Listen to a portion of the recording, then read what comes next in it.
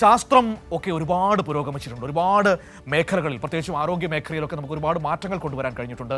പല രോഗങ്ങൾക്കുള്ള മരുന്നുകൾ, ഇപ്പോൾ കോവിഡിനുള്ള വാക്സിനൊക്കെ നമ്മൾ വളരെ വേഗത്തിൽ വികസിപ്പിച്ചെടുത്തതാണ്. പക്ഷേ അപ്പോഴും നമ്മളെ വല്ലാതെ വലയ്ക്കുന്ന ഒരു പ്രശ്നമെന്ന് പറയുന്നത് ക്യാൻസർ എന്ന് പറയുന്ന മഹാവ്യാധിയാണ്. ആ രോഗത്തിന് മാത്രം ശാശ്വതമായ ഒരു മരുന്ന് കണ്ടുപിടിക്കാൻ നമുക്ക് കഴിഞ്ഞിട്ടില്ല. ഒരുപാട് ചികിത്സാ പുരോഗതി ഉണ്ടായിട്ടുണ്ട്. രോഗം ഭേദപ്പെടുത്തി എടുക്കാനും നമുക്ക് കഴിഞ്ഞിട്ടുണ്ട്, ആദ്യഘട്ടത്തിലൊക്കെ കണ്ടുപിടിക്കുകയാണെങ്കിൽ. പക്ഷേ അവസാന ഘട്ടമൊക്കെ ആണെങ്കിൽ അത് വലിയ പ്രതിസന്ധിയായി മാറുകയാണ്. അതുകൊണ്ട് തന്നെ ആ മേഖലയിൽ ഒരുപാട് ഗവേഷണങ്ങൾ നടക്കുകയും ചെയ്യുന്നുണ്ട്. ഞാൻ പറഞ്ഞത്, ഇന്ന് നമ്മൾ ക്യാൻസർ അവബോധ ദിനമായി ആചരിക്കുകയാണ്. ക്യാൻസർ രോഗത്തിനെതിരെ സമൂഹത്തിൻ്റെ കൂട്ടായ്മയും പ്രതിബദ്ധതയും പ്രകടിപ്പിക്കുന്ന ദിവസമാണിന്ന്. ക്യാൻസർ രോഗത്തെക്കുറിച്ചുള്ള ബോധവൽക്കരണം വർദ്ധിപ്പിക്കുകയും രോഗം നേരത്തെ തിരിച്ചറിയുന്നതിന്റെ പ്രാധാന്യം ജനങ്ങളിലേക്ക് എത്തിക്കുകയുമാണ് ഈ ദിനാചരണത്തിന്റെ ലക്ഷ്യം. 2014 ആരോഗ്യ മന്ത്രാലയം ഈ ദിനത്തെ ഔദ്യോഗികമായി പ്രഖ്യാപിച്ചത്. ലക്ഷക്കണക്കിന് ആളുകളെയാണ് രാജ്യത്ത് ഓരോ വർഷവും ക്യാൻസർ ബാധിക്കുന്നത്.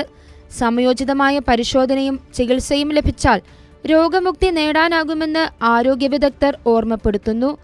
അതിനാൽ തന്നെ രാജ്യത്തെ വിവിധ ആശുപത്രികൾ, വിദ്യാഭ്യാസ സ്ഥാപനങ്ങൾ, ആരോഗ്യവകുപ്പുകൾ തുടങ്ങി നിരവധി സംഘടനകൾ ഈ ദിനത്തിൽ ബോധവൽക്കരണ പരിപാടികൾ സംഘടിപ്പിക്കുന്നു. പ്രഭാഷണങ്ങൾ, ആരോഗ്യ ക്യാമ്പുകൾ, സെമിനാറുകൾ, പോസ്റ്റർ പ്രദർശനങ്ങൾ തുടങ്ങിയവയിലൂടെ ക്യാൻസറിനെതിരായ മുന്നറിയിപ്പ് സന്ദേശം സമൂഹത്തിലേക്ക് എത്തിക്കുന്നു.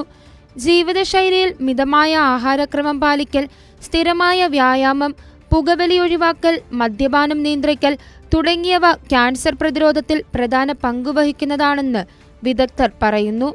ദേശീയ ക്യാൻസർ അവബോധ ദിനം നമ്മെ ഓർമ്മിപ്പിക്കുന്നത് ഒരു സുപ്രധാന സന്ദേശമാണ്. ക്യാൻസർ പേടിക്കേണ്ട രോഗമല്ല, മറിച്ച് തിരിച്ചറിയാനും നേരിടാനുമുള്ള രോഗമാണ്.